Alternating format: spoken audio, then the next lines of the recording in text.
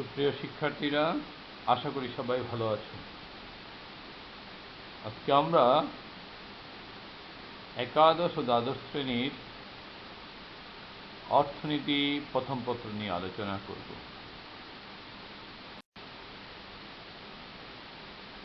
অর্থনীতি প্রথম পত্রের নবম অধ্যায় অর্থাৎ সামগ্রিক আয় ও ব্যয়, উক্ত অধ্যায়ের আজকে পাঠ শিরোনাম হচ্ছে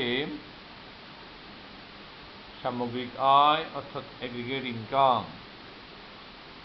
অর্থাৎ সামগ্রিক আয় ধারণাগুলো আমরা আজকে আলোচনা করব। তার মধ্যে মোট জাতীয় উৎপাদন অর্থাৎ গ্রস ন্যাশনাল প্রোডাক্ট, সংক্ষেপে যাকে আমরা বলি জিএনপি, তার পরবর্তীতে আমরা আলোচনা করব মোট দেশজ উৎপাদন, গ্রস ডোমেস্টিক প্রোডাক্ট বা সংক্ষেপে যাকে বলে জিডিপি, এবং নিট জাতীয় আয় অর্থাৎ নিট ন্যাশনাল ইনকাম, সংক্ষেপে যাকে বলা হয় এনএনআই। ধারাবাহিকভাবে আমরা এই আলোচনাগুলো করে আমরা মোট জাতীয় উৎপাদন এবং মোট দেশজ উৎপাদনের যে অন্তর্ভুক্ত বিষয়গুলো সেগুলো আলোচনা করব এবং এদের মধ্যে পার্থক্য নিরূপণ করব। এবং আজকে পাঠ শেষে তোমরা তথ্য উপাত্ত দেওয়া থাকলে এগুলো নির্ণয় করতে পারবে এবং এদের মধ্যে তুলনাও করতে পারবে।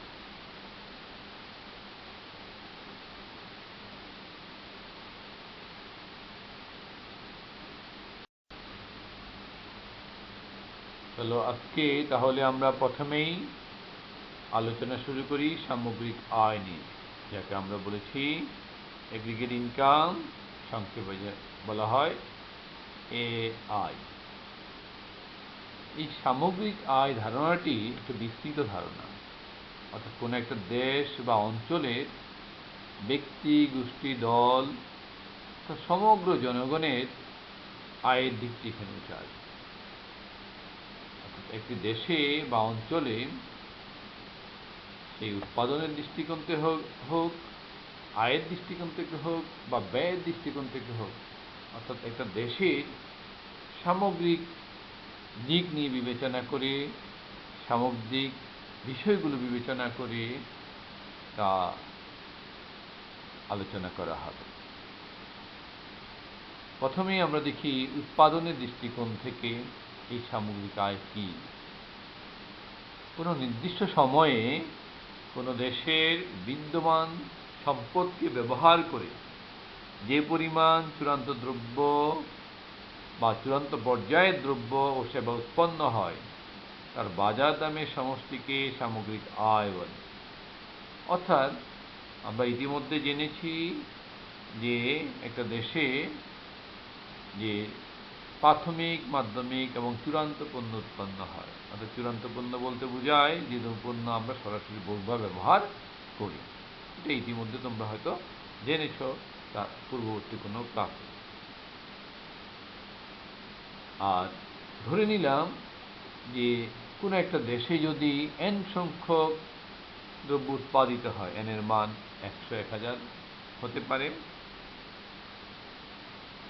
অর্থাৎ সেটা প্রতিটা দ্রব্যের পরিমাণকে যদি আমরা তার বাজার দাম দিয়ে গুণ করি, প্রত্যেক দ্রব্য থেকে আমরা আয় পাব। আর এই প্রত্যেক দ্রব্যের আয়ের সমষ্টি আমরা যদি যোগ করি তাহলে উৎপাদনের দৃষ্টিকোণ থেকে আমরা সামগ্রিক আয় নির্ণয় করতে পারব। এবার চলো আমরা দেখি আয়ের দিক থেকে সামগ্রিক আয়। সে সম্বন্ধে অধ্যাপক পিগু বলেন, বিদেশ থেকে প্রাপ্ত আয় সহ সমাজের বস্তুগত আয়ের যে অংশ অর্থ দ্বারা পরিমাপ করা যায় তাই সামগ্রিক আয়।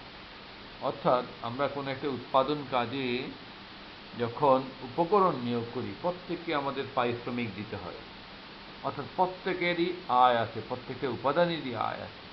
যেমন ভূমির আয়কে আমরা বলি খাজনা, শ্রমিকের আয়কে বলি মজুরি, মূলধনের আয়কে বলি সুদ, আর সংগঠনের আয়কে বলি মুনাফা। এই প্রত্যেকটা আয়ের সমষ্টি বা প্রত্যেকটা উপাদানের আয়ের সমষ্টি হচ্ছে আয়ের দৃষ্টিকোণ থেকে সামগ্রিক আয়। ব্যয়ের দিক থেকে অধ্যাপক ফিশারের মতে সামগ্রিক আয় হল কোনো নির্দিষ্ট সময়ের সমাজের মোট ভোগ ব্যয় ও বিনিয়োগ ব্যয়ের সমষ্টি।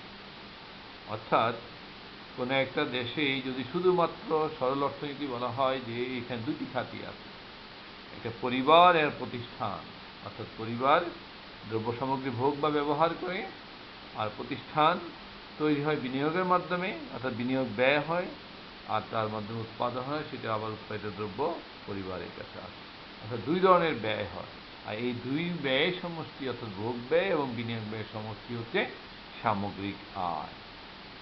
আমরা এই সম্বন্ধে আরও বিস্তারিত জানব অধ্যায়ের বিভিন্ন আলোচনার থেকে।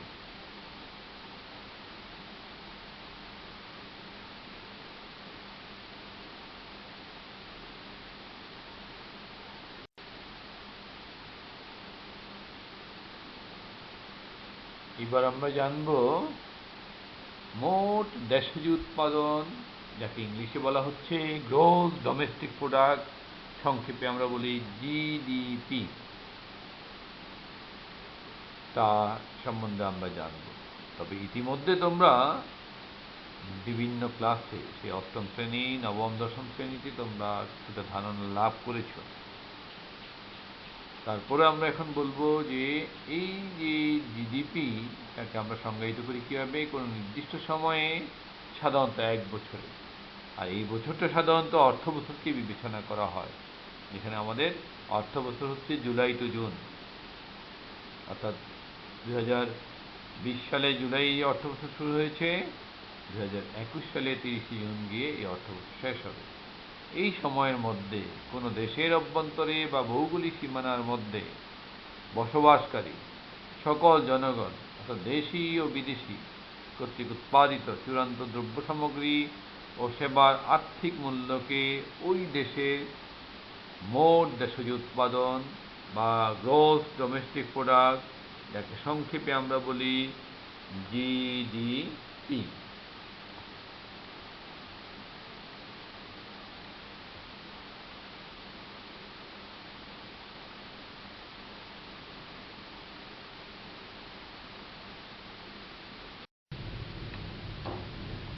এবার আমরা বাংলাদেশের যদি মোট দেশজ উৎপাদন হিসাব করি বা লক্ষ্য করি, সেখানে দেখতে পাই যে বাংলাদেশে ওয়ালটন কোম্পানি, অর্থাৎ আমাদের দেশি কোম্পানি বা দেশি প্রতিষ্ঠান উৎপাদন কার্যক্রম পরিচালনা করছে। আবার দেখা যাচ্ছে যে বাংলাদেশি গার্মেন্টসে বাংলাদেশি শ্রমিক কাজ করতেছে, আবার বাংলাদেশি কর্মরত শ্রমিকদের সঙ্গে চীনা শ্রমিক কাজ করছে, অর্থাৎ বাংলাদেশের অভ্যন্তরে কর্মরত চীনা শ্রমিক কাজ করতেছে। বাংলাদেশে বিদেশি কোম্পানি যেমন H&M, লেভিস, জারা, ওয়ালমার্ট, এই কোম্পানিগুলো বাংলাদেশে কাজ করে। এছাড়া বাংলাদেশে চীনা গার্মেন্টস, অর্থাৎ চাইনিজের একটা গার্মেন্টস পরিচালনা করছে।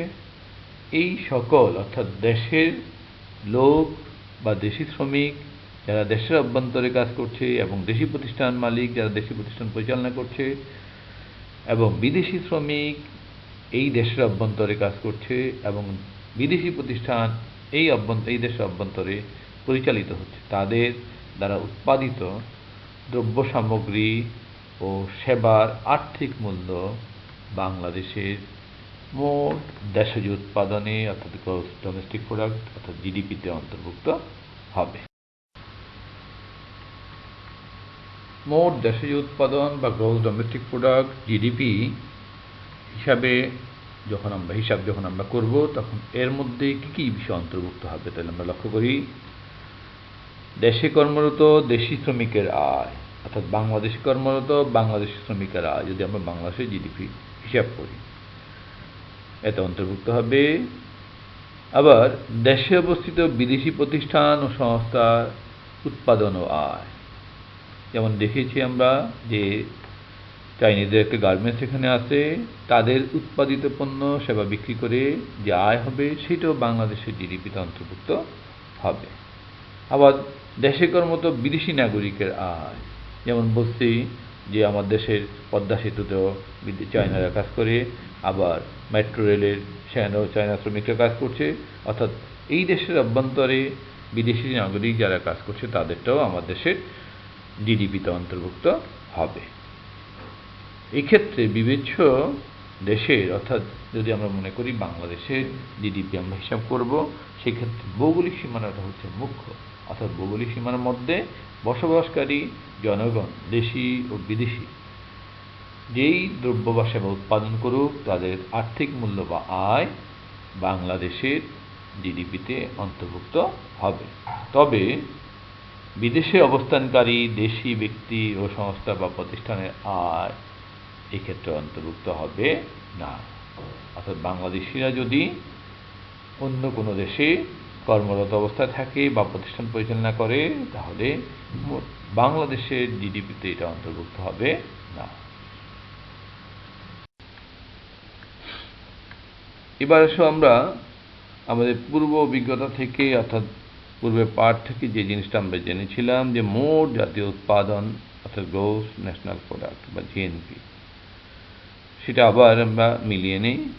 কোনো নির্দিষ্ট সময়ে, সাধারণত 1 বছরে, কোনো দেশের জনগণ মোট যে পরিমাণ চূড়ান্ত দ্রব্য ও সেবা উৎপাদন করে তার আর্থিক মূল্যকে ওই দেশের মোট জাতীয় উৎপাদন বা জিএনপি বলে। সংজ্ঞাটাকে একটু ছোট করে আমরা এখানে আলোচনা করছি, উপস্থাপন করেছি। সেখানে লক্ষ্য করো যে সাধারণত 1 বছর বলতে আমরা বলবো আর্থিক বছরকে। আমার দেশে আর্থিক বছর আমরা আগেই বলেছিলাম যে জুলাই টু জুন, অর্থাৎ 2019 জুলাইয়ের 1 তারিখে যে অর্থ বছর শুরু হয়েছে 2020-এর 30 জুন সেই অর্থ বছর শেষ হবে।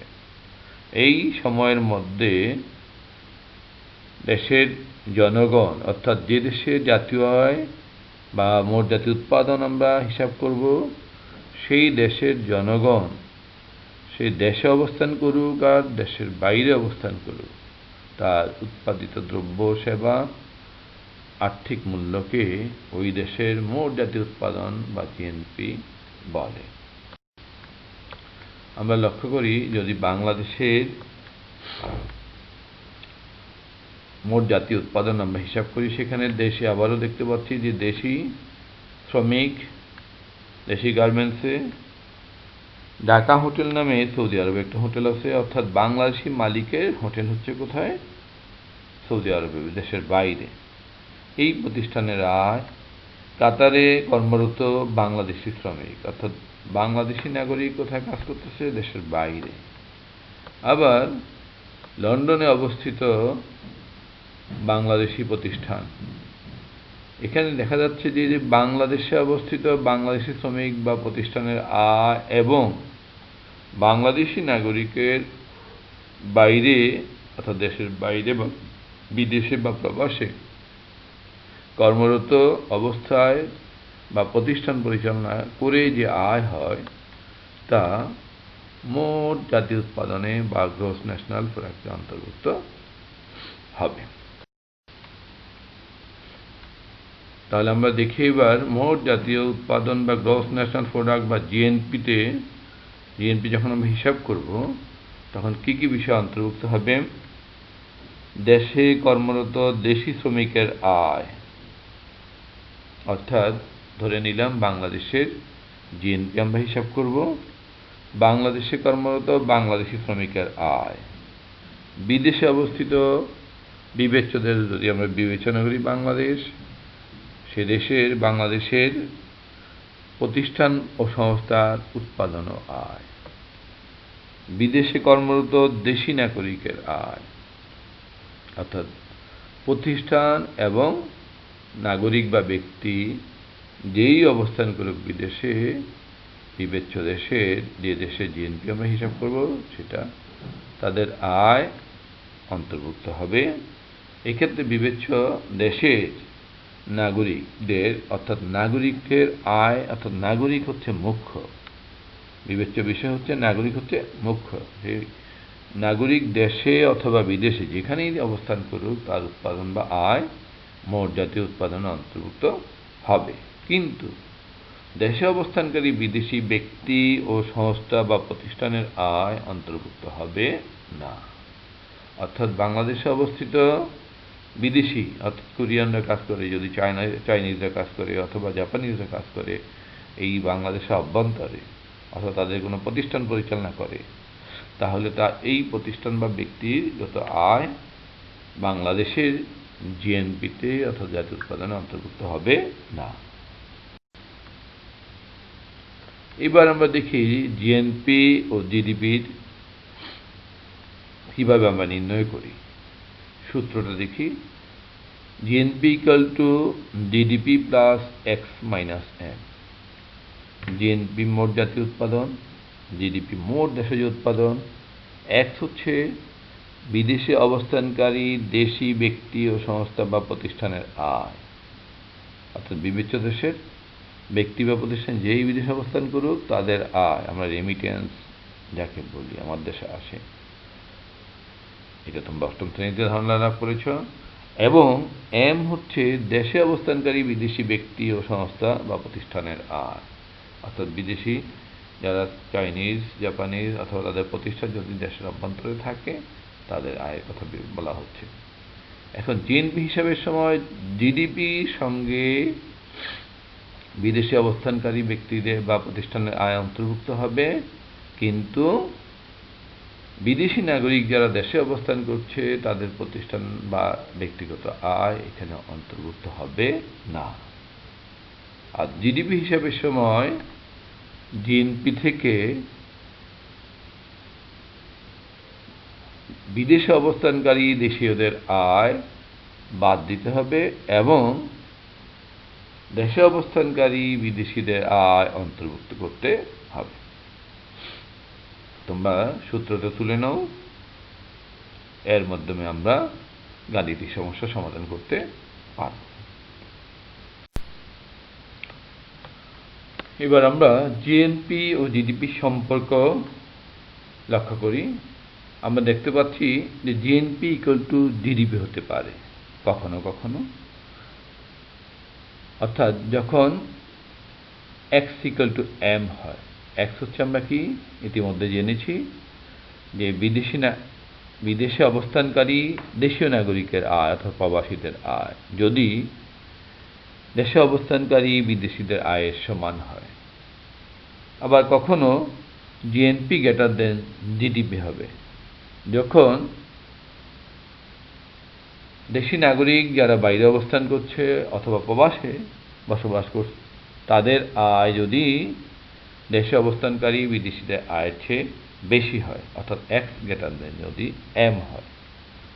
আবার কখনো জিএনপি লেস দেন জিডিপি হবে যখন এক্স লেস দেন এম, অর্থাৎ দেশি নাগরিক যারা প্রবাসে অবস্থান করছে তাদের আয় যদি বিদেশি নাগরিক যারা দেশে অবস্থান করছে তাদের আয়ের চেয়ে কম হয়, তাহলে জিএনপি লেস দেন জিডিপি হবে। এবার আমরা লক্ষ্য করি যে নিট জাতীয় আয় কি, অর্থাৎ নিট ন্যাশনাল ইনকাম বলতে আমরা কি বুঝি, তাকে আমরা সংক্ষেপে এনএনআই বলি। মোট জাতীয় উৎপাদনকে যখন আমরা অর্থমূল্যে হিসাব করি তখন আমরা বলি সেটা মোট জাতীয় আয়। আর ঠিক তেমনইভাবে নিট জাতীয় উৎপাদনকে বা নিট জাতীয় উৎপাদনের আর্থিক মূল্যকে নিট জাতীয় আয় বলে, সংক্ষেপে যদি আমরা বলি। ইতিমধ্যে এবার আমরা লক্ষ্য করি কোনো নির্দিষ্ট সময়ে কোনো অর্থনীতিতে চূড়ান্ত পর্যায়ের দ্রব্য ও সেবার আর্থিক মূল্য জিএনআই থেকে মূলধন সামগ্রীর ব্যবহারজনিত ব্যয় বা অবচয়জনিত ব্যয় বাদ দিলে যা থাকে তাকে নিট জাতীয় আয় বলে। অর্থাৎ মোট জাতীয় উৎপাদনের আর্থিক মূল্যকে বলছি আমরা মোট জাতীয় আয়। তা থেকে যখন আমরা মূলধনের ক্ষয়ক্ষতিজনিত ব্যয় বাদ দিব অথবা অবচয়জনিত ব্যয় বাদ দিব, তখন আমরা পাব নিট জাতীয় আয়। এবার আমরা সমীকরণের মাধ্যমে দেখি ব্যাপারটা।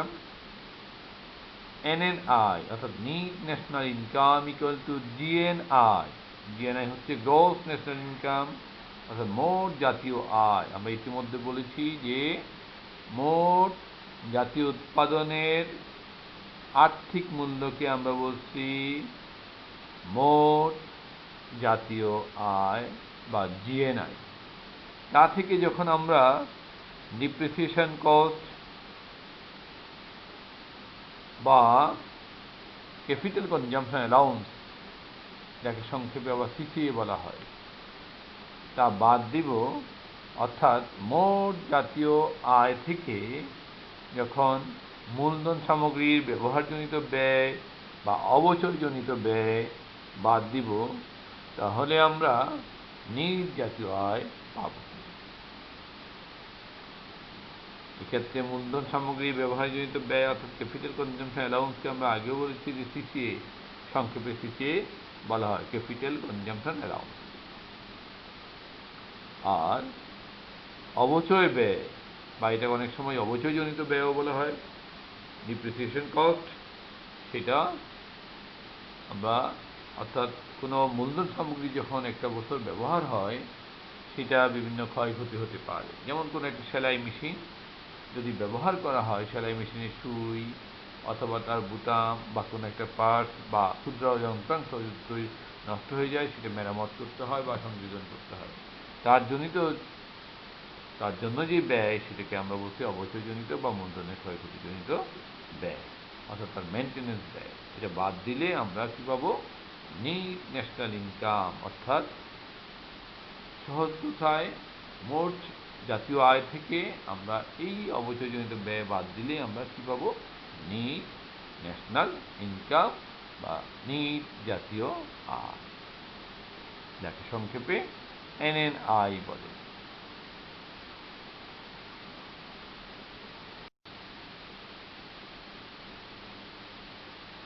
প্রিয় শিক্ষার্থীরা, এবার আমরা দেখি আজকে পাঠ শেষে আমরা কি জেনেছি। অবশ্যই তোমরা এক এক করে উত্তর দিতে পারবে। প্রথমেই দেখি, মোট জাতীয় উৎপাদনের সূত্রটি লিখো। প্রশ্ন, সেক্ষেত্রে তোমরা অবশ্যই পারবে যে GNP equal to GDP plus X minus M।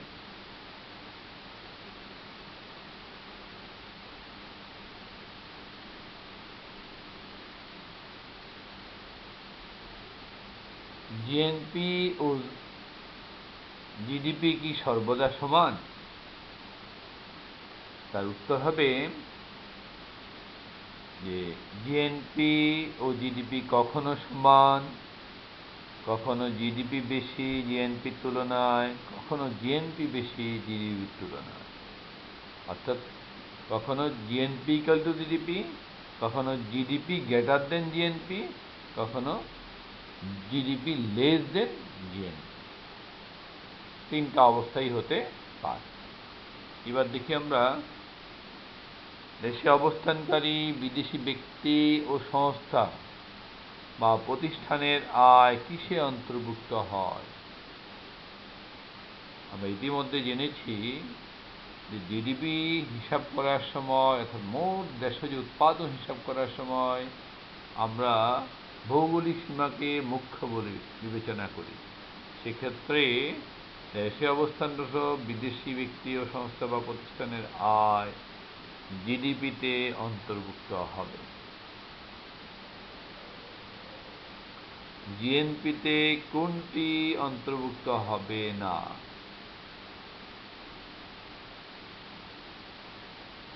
তার উত্তরও তোমরা জানো বা ইতিমধ্যে তোমরা জেনেছ যে দেশে অবস্থানরত বিদেশি ব্যক্তি ও সংস্থা বা প্রতিষ্ঠানের আয় জিএনপিতে অন্তর্ভুক্ত হবে না। কারণ এখানে বলা হয় যে মোট জাতীয় উৎপাদনে দেশি নাগরিকটা হচ্ছে মুখ্য, অর্থাৎ দেশের নাগরিক বা দেশের সম্পদ দেশে অথবা প্রবাসে, সে মানব সম্পদ যারা প্রবাস অবস্থান করে তাদের ব্যক্তিগত বা প্রাতিষ্ঠানিক বা সংস্থার আয় জিএনপিতে অন্তর্ভুক্ত হবে, কিন্তু বিদেশিদের আয়, তারা যদি দেশে অবস্থান করে তাদের আয় জিএনপিতে অন্তর্ভুক্ত হবে না। এনএনআই এর সূত্রটি লিখো। ইতিমধ্যে আমরা জেনেছি যে মোট জাতীয় আয় থেকে অর্থাৎ জিএনআই থেকে যদি আমরা সিসিএ অর্থাৎ ক্যাপিটাল কনজাম্পশন অ্যালাউন্স বা মূলধন সামগ্রীর ব্যবহারজনিত ব্যয় বাদ দেই, অথবা মোট জাতীয় উৎপাদন থেকে মোট জাতীয় আয় থেকে যদি আমরা ডিপ্রিসিয়েশন কস্ট বা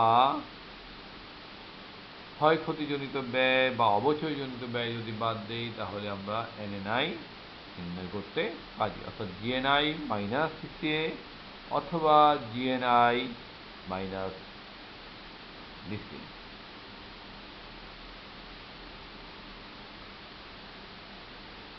অধ্যাপক পিসারের মতে সামগ্রিক আয় কি? ইতিমধ্যে জেনেছি অধ্যাপক পিসার সামগ্রিক আয়কে ব্যয়ের দৃষ্টিকোণ থেকে বিবেচনা করে সংজ্ঞা প্রদান করেন। তিনি বলেছেন, সামগ্রিক আয় হল কোনো নির্দিষ্ট সময়ের সমাজের মোট ভোগ ব্যয় ও বিনিয়োগ ব্যয়ের সমষ্টি, অর্থাৎ মোট ভোগ ব্যয় ও বিনিয়োগ ব্যয়ের সমষ্টি হচ্ছে সামগ্রিক আয়, এটা অধ্যাপক পিসার বলে। চলো এবার আমরা ছোট্ট একটা বাড়ি কাজ নিয়ে নেই, সবাই খাতা তুলে নেবে এবং কাজটা সম্পন্ন করবে। তা হচ্ছে জিএনপি ও জিডিপির মধ্যে পার্থক্য লিখ। অর্থাৎ আমরা ইতিমধ্যে যে আলোচনা শুনেছি দেখেছি তার প্রেক্ষিতে অবশ্যই আমরা লিখতে পারব, তাই না শিক্ষার্থীরা? সেখানে সংজ্ঞাগত পার্থক্য হবে, সূত্রগত পার্থক্য হবে, তারপরে দেশীয়দের অবদান এবং বিদেশিদের অবদান বা প্রবাসীদের অবদান, এই প্রেক্ষিতে আলোচনা করতে পারবো, অর্থাৎ পার্থক্যটা লিখতে আমরা পারব।